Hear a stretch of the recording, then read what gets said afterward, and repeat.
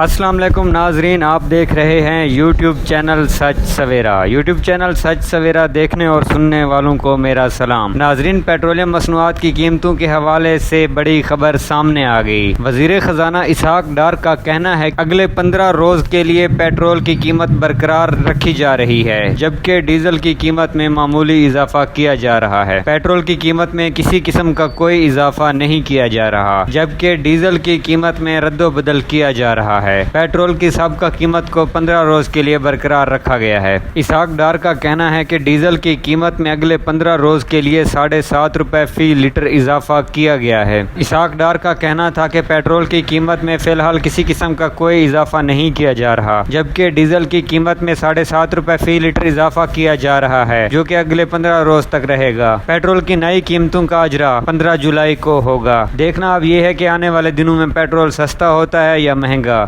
یا پھر اسی طرح یہی قیمت کو برقرار رکھا جاتا ہے۔